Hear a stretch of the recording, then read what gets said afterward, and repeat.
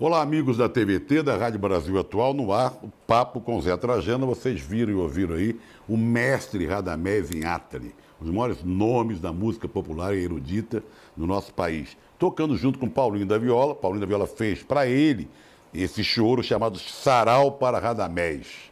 Radamés morreu com 82 anos, nasceu em 27 de janeiro de 1906, em Porto Alegre, há 113 anos mais precisamente.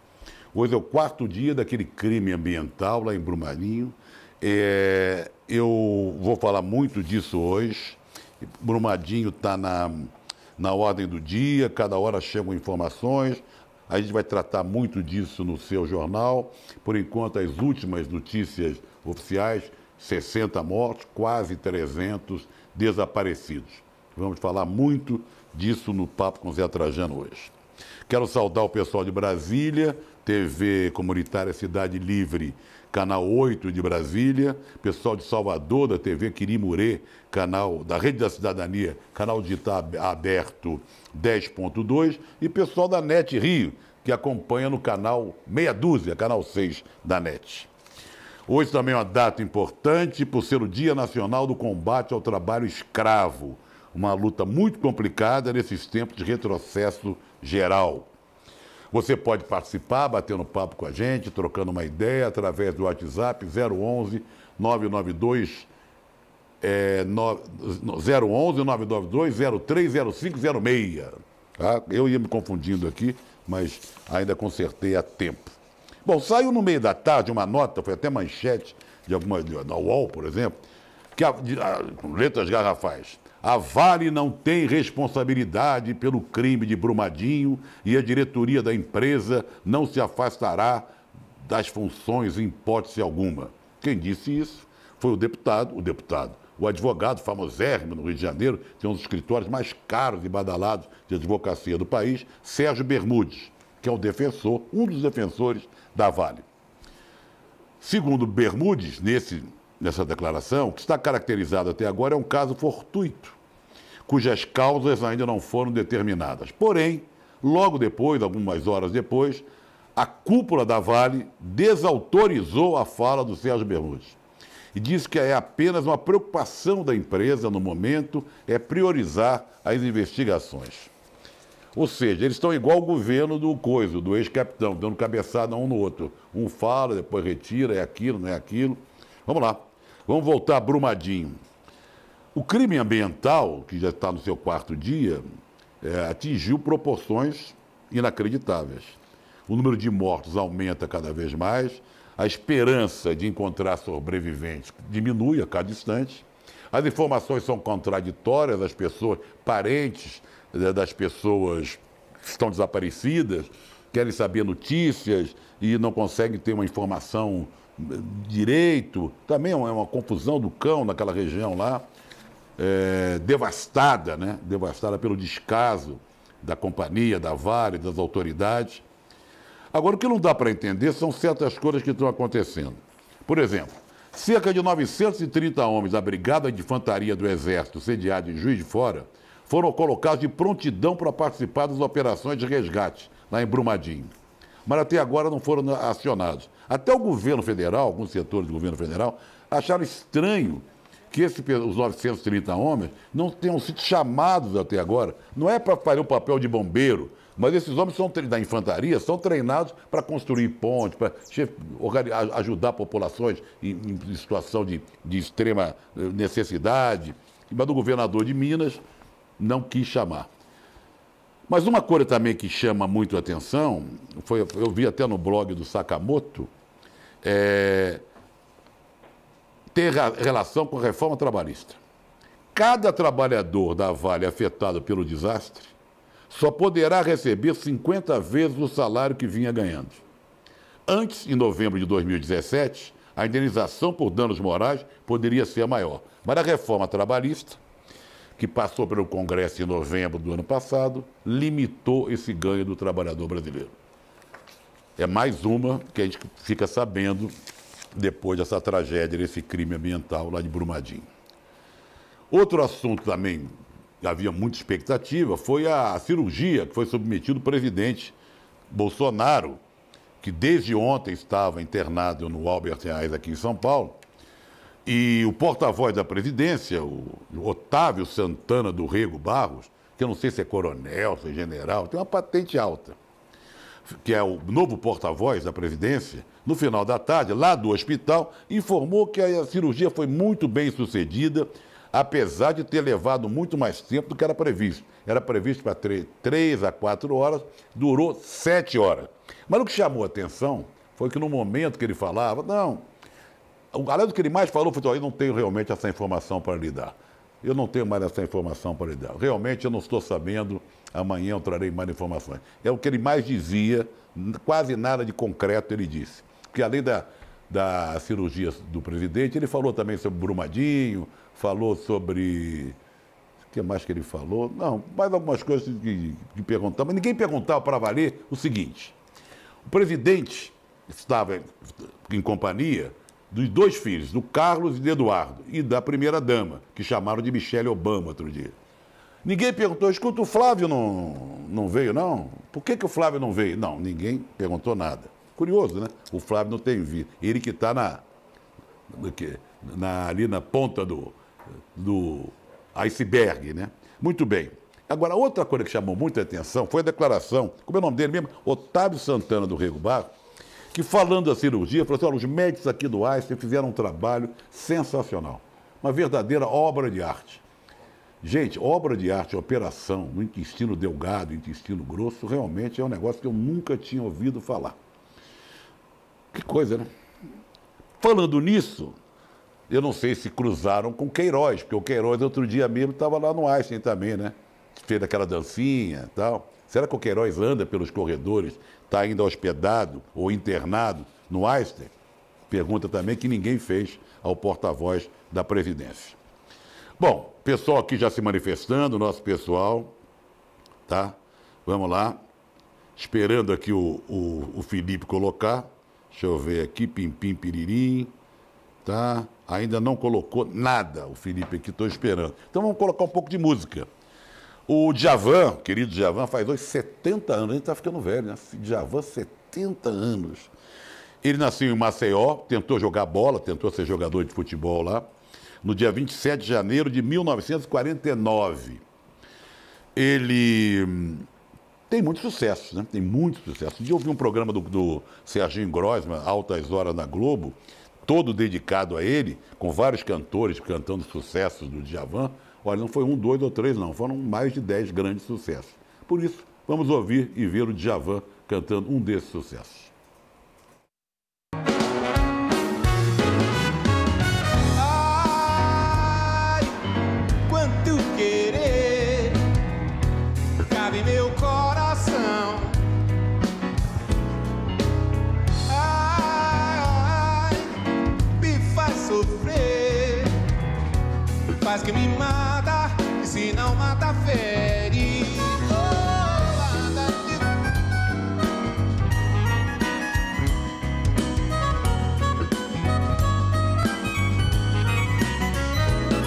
Vai sem me dizer, na casa da paixão.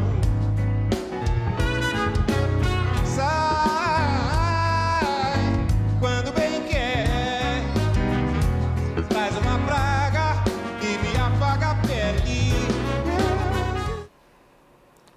Tá aí o Djavan. O Luiz Carlos Cunha: o que se pode esperar do presidente de um país que diz em público que a tragédia de Brumadinho não é assunto de governo? A Eliette Campelo: quando o lucro é mais importante que a vida, não foi acidente, foi crime. O presidente da Vale devia estar preso. A Beatriz Lula Piguim: boa noite, companheiros. Crimes como o da Boate Kiss, Mariana e Brumadinho acontecem. Aí fala aqui uma série de circunstâncias. Nelly Mamprim: e constatamos mais uma vez que o Brasil é forte e rico. Sem pelo menos essas duas qualidades, entre milhares de outros, o povo não aguentaria tudo isso. Mais uma incompetência. Até quando? Abraço da Nelly Mamprim, de Guarulhos. Gente, no meio de tudo isso que está acontecendo, a tragédia, esse crime ambiental, que por enquanto tem 60 mortes, mas pelo andar da carruagem, pelo número de desaparecidos, quase 300 pessoas, esse número vai aumentar, já é 3 vezes mais do que os mortos lá de Mariana, de 3 anos atrás, chegaram os israelenses de avião, com a pompa toda, o presidente falou, não, esses caras vão chegar aí, sabem tudo, com equipamento ultramoderno, vão ajudar. Só que, gente, 103 militares que chegaram e foram lá para Brumadinho não vão poder ajudar conforme gostariam, ou conforme foi dito. Chegou-se à conclusão, uma análise feita pelos comandantes dos bombeiros brasileiros que estão operando, trabalhando em condições inacreditáveis, é impressionante, a gente se emociona até vendo o trabalho desses bombeiros, chegaram à conclusão que essas 16 toneladas de equipamento para lá de modernos que os israelenses trouxeram não servem rigorosamente para nada. Pelo menos nesse caso. Nenhum deles serve para nada. São equipamentos que basicamente conseguiriam descobrir corpos quentes e os corpos estão frios debaixo dessa lama toda. Consequência, tudo que foi prometido que os israelenses iam ajudar não vai ser possível. Não vai ser possível. É mais uma atrapalhada, batendo cabeça à organização de resgate dos corpos e a tentativa de achar ainda sobreviventes. A direção da Vale, em reunião neste domingo, resolveu cancelar, o mínimo que pode fazer, né, o pagamento de bônus por produtividade aos executivos da companhia. Também anunciou a suspensão da política de remuneração aos acionistas, ou seja, não vai pagar juros e dividendos sobre o capital. Eu quero falar aqui também, eu vi o final do Fantástico ontem. E a Globo agora está pegando pesado. E no final do Fantástico, era a hora dos gols do Fantástico, e eles colocam agora fazem um vídeo com trapalhadas da semana da própria Globo e principalmente do pessoal ligado ao presidente da República. Teve uma que foi demais. Mostrou o Bolsonaro cancelando aquela coletiva, que ele não foi, mostra as cadeiras, a mesa vazia. Colocou também dizendo que o Brasil é o país que mais trata legal o problema do meio ambiente. Aí teve pessoal aplaudindo. E também colocou um vídeo desse Marcos Vinícius Rodrigues, novo presidente do INEP, que vai cuidar do Enem, quando ele fala de cidadãos. Lendo, hein? Um abraço, professor Marcos Vinícius Rodrigues. Esse não passaria na prova do Enem. Eu falei no início do programa hoje que 28 de janeiro é o Dia Nacional do Combate ao Trabalho Escravo. Uma luta complicada nesses tempos, né, que nós estamos vivendo. A data foi criada há 5 anos em homenagem a 3 fiscais e a um motorista do Ministério do Trabalho assassinados quando investigavam denúncias de escravidão em Unai, Minas Gerais.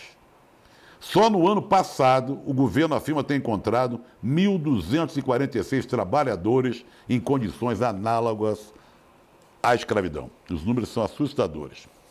Entre 2003 e 2013, 10 anos, portanto, mais de 40 mil trabalhadores foram resgatados de situação análoga à escravidão. Bom, vamos prestar uma homenagem aqui a um grande ator brasileiro que completou 86 anos nesse domingo. Ari Fontoura, grande ator, principalmente de novela. Já fez cinema, já fez teatro, mas novela está sempre em todas. Ari Fontoura abandonou o curso de Direito para ser ator e ele estreou, faz tempo, hein, no Vigilante Rodoviário em 1962, em preto e branco ainda. Vamos ver um vídeo com Ari Fontoura para homenageá-lo. A tempestade aumentava cada vez mais. Então eu tive que entregar o comando ao copiloto para explicar aos passageiros que uma simples tempestade Que não é... açúcar, meu bem. Aham. Não é razão para ninguém se trancar no banheiro.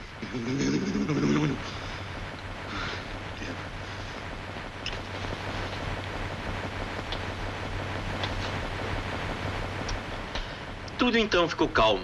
Os passageiros dormiam tranquilamente. Trouxe o bicho na manteiga. E o comissário? Ai, pra mim aquele cara entregou os bandidos, sabe? Eu vou fazer xixi. Tá aí o Ari Fontoura, 86 anos hoje. Vamos falar um pouco de música, já falamos do Djavan. Agora vamos falar do Jim Capaldi, que morreu em janeiro, faz tanto tempo assim, em 2005, em Londres, aos 61 anos. Ele foi baterista da Traffic, tocou com George Harrison, tocou com Jimi Hendrix, Eric Clapton, ou seja, tocou com a papa fina do rock. Ele se casou com uma brasileira em 75, por isso que ele vinha muito ao Brasil, se tornou quase um brasileiro. Então vamos matar a saudade de Jim Capaldi. Vamos lá. Can't you hear that lonely symphony? It's playing just for me. It's the same old misery, trying to bring me down, and I just wanna cry out loud and tell you how I feel. Seeing your face in every cloud is making my heart beat harder for the chance to be near you. And whenever I see you, and there's nothing can hold me down. Oh, Anna Julia. Oh, Anna Julia.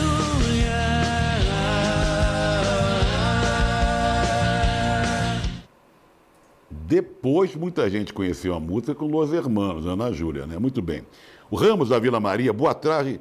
O presidente assina com caneta Bic, come em bandejão, mas não faz cirurgia no Hospital do SUS. Sandra, boa noite. Nosso país está sendo devastado pelo poder do capital. Xavier, Flávio Bolsonaro, a notícia que a assessoria de imprensa do presidente não quer comentar. Por que será? André Lima, pede multa e punição, mas não basta. Tem que ter mais coisa ainda. Mande um salve para Coab, cidade Tiradentes e o povo da Zona Leste. Pede aqui Oubinaê.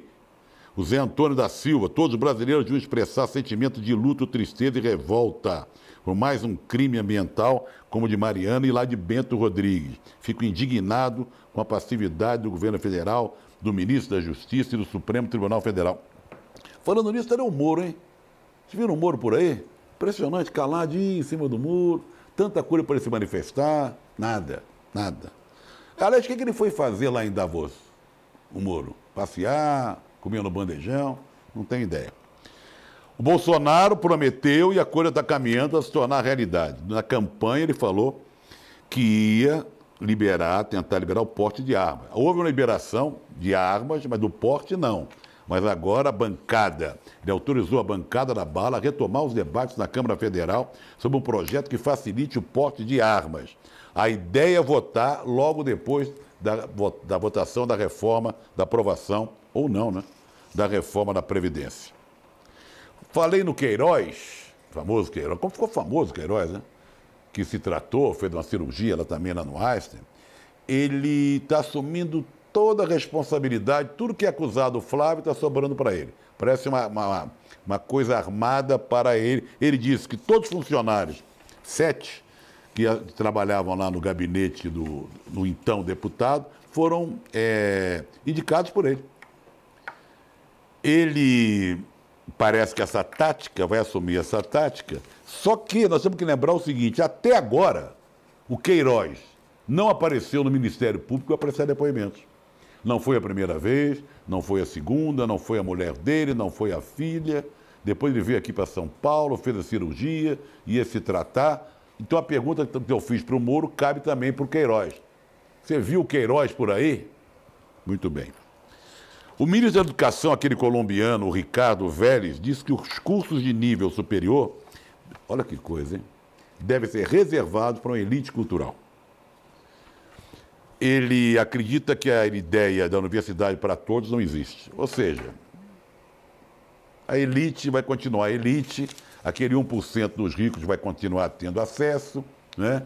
E o povo e o pobre que se dane, segundo o nosso queridíssimo, vírgula, ministro da Educação.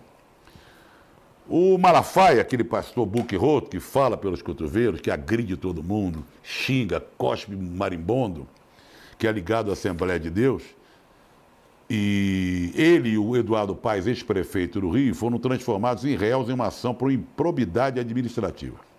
Acusação de que a prefeitura aplicou R$1.600.000, sem licitação, num evento de 2012, naquela famosa Marcha para Jesus.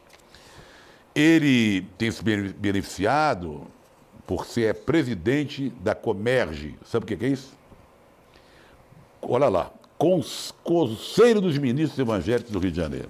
Legal. Esse aí é... Aliás, outra coisa, você viu o Levi Fidelis por aí? E o pastor Magno Malta? Eles não iam ser ministros, não ia ser vice-presidente do coisa, achou que ia ser presidente da Petrobras. Também, se achar, pode telefonar aqui para o 011-992 030506, tá bom? E a gente procura falar onde está o Queiroz, o Magno Malta, o pastor Malafaia, todos eles. Vamos falar um pouco de música, e esse aqui era bom pra chuchu. Fui fã de carteirinha do grande Lúcio Alves, cantor de voz aveludada. Teve uma época que ele disputava preferência. Era ele de um lado e o Dick Farney do outro. Os dois eram maravilhosos, mas havia uma disputa entre os fãs do Dick Farney e do Lúcio Alves. Lúcio Alves, ele completaria hoje 88 anos de idade, mineiro, de Cataguases, fez muito sucesso. Ele começou com conjunto vocal, depois teve a carreira solo. E de vez em quando o artista que cantava, o cantor, cantora, eles se apresentavam em cenas de chanchada, na boate, cantando. É o que a gente vai ver agora com Lúcio Alves. Com seu vestido grana, todo mundo fica louco, mas como a vizinha não há.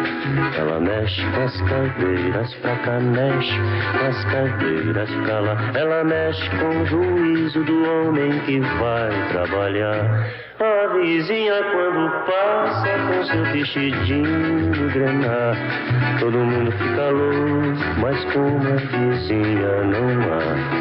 Ela mexe com as cadeiras pra cá, mexe com as cadeiras pra lá, mexe com o juízo do homem que vai trabalhar.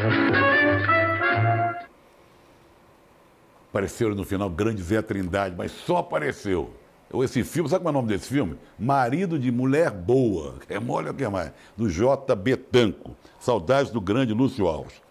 Vamos falar de Lewis Carroll, escritor que embalou a imaginação de muita gente, autor da história de Alice no País das Maravilhas. Alice no País das Maravilhas ganhou várias versões em livro, TV, tudo sem imaginar, cinema.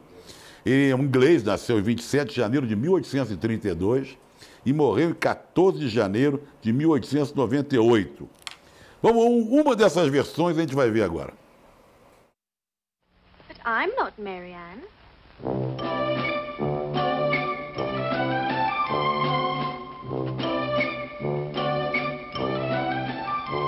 I'm right all the time, so just refrain. Disobedience and its ingredients I just will not entertain. Don't answer me back and we'll be fine. The last word is mine. So go on, do as you're told, Mary, at once. I can't be Mary, 'cause Mary is dumpy. Why, Mary? Essa atriz que apareceu aí olha o nome dela, hein? Fiona Fullerton. Acho que era uma das Bond Girls, filmes de James Bond dos anos 70, por aí. Mais comentários do nosso pessoal. O Ronem de Salvador. O Antônio Carlos Mate. Estamos à mercê dos milicianos. A Fátima Rocha. Todo dia vendo vocês. Ivo de São Bernardo. Lúcia Milani. Esse bozó tinha que pedir o boné e cair fora. O Narciso. Vamos ficar de olho no crime em Brumadinho para não podemos esquecer o filho do Coiso, que não foi lá para o hospital. O ministro da Educação deu a fórmula desses barões da economia. O povo vai amargar pela péssima escolha. De Luiz Cláudio de Salvador, Bahia. Emanuele Pereira. Saudações corintianas. Lucite São Caetano. O ônibus subiu de novo. A miséria também. Cada dia mais seres humanos puxam carroça nas grandes cidades. Adelmo de Diadema. Corrija aí, Trajano. Pastor Silas Malacheia, não Malafaia. Obrigado. Vamos falar do Neymar. O Neymar se machucou de novo. Talvez seja operado de novo, fazer cirurgia de novo. É no mesmo local que ele fez aquela cirurgia meses antes da Copa. A fratura é menos grave. O médico da seleção, o Rodrigo Lasmar, mineiro, foi até Paris para avaliar o jogador. Eu acho que falta muito tempo ainda para começar a Copa América, mas se ele tiver que fazer cirurgia, fica como um ponto de interrogação para a Copa América. Evidentemente, ele está fora desses próximos amistosos da seleção brasileira.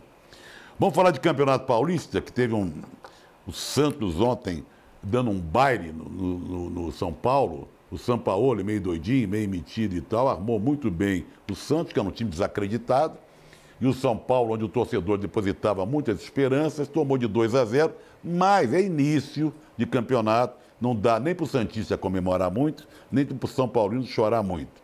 Mas que foi uma grande exibição do Santos, foi.